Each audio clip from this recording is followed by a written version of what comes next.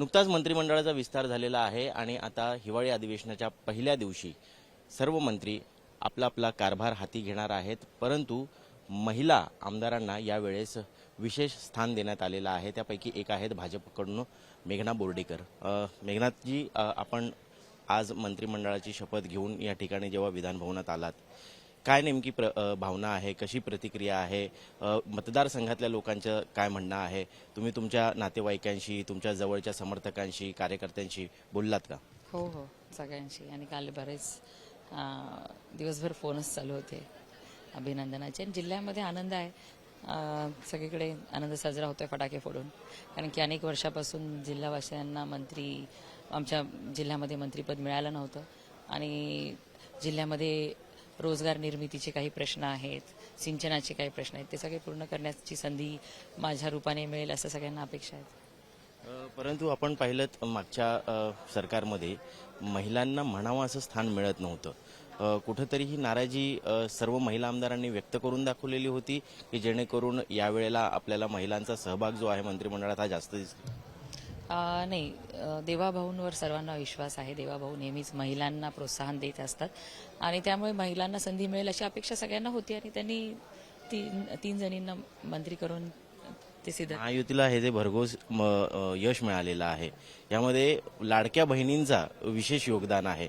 त्यामुळे लाडक्या बहिणींना स्थान मिळालं असं म्हणायचं. निश्चितच महिलांमध्ये चांगलं आणखीन काम करण्यासाठी कदाचित संख्या वाढवून दिली असेल. मंत्रिपदाची शपथ तर घेतली, पण कुठलं खातं मिळावं अशी इच्छा आहे जेणेकरून तुम्ही तुमच्या क्षेत्रातल्या लोकांसाठी चांगलं काम करू शकाल? कुठलंही खातं मिळालं तरी त्यात मी चांगलं काम करून लोकांची सेवा करेन. परंतु काही सांगितलेलं आहे? नाही, स्पेसिफिक अशी अपेक्षाही नाही.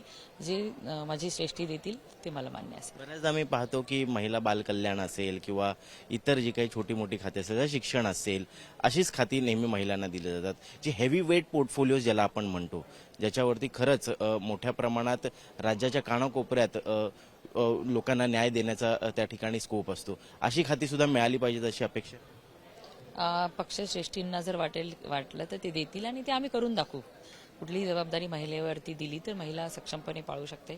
त्याच्यामुळे दिली संधी तर आम्ही करू. पहिला फोन कधी आला, कोणाचा आला, कधी कळलं? अपेक्षा होती तुम्हाला मंत्रिपदाच्या शर्यतीत तुम्ही आहात म्हणून?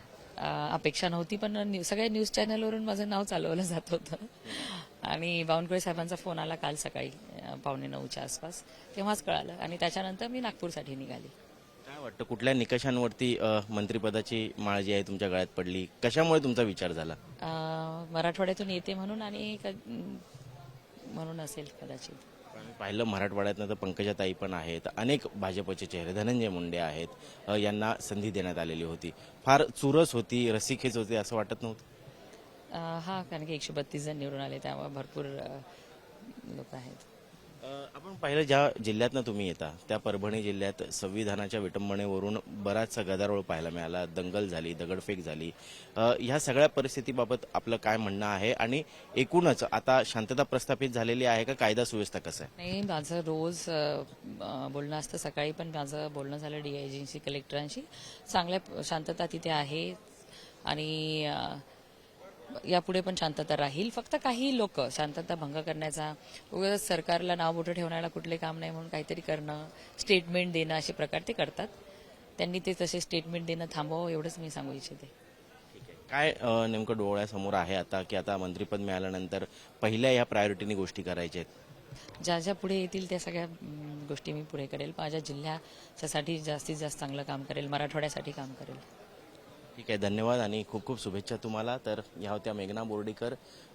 पहिल्यांदाच मंत्रिपदाची शपथ घेतलेली आणि महिलांना मोठ्या प्रमाणात स्थान या मंत्रिमंडळात मिळाल्याने त्यांनी या ठिकाणी आनंद व्यक्त केला आहे. कॅमेरा पर्सन सचिन सावंत सोबत मी ऋत्विक भालेकर, मुंबई तक.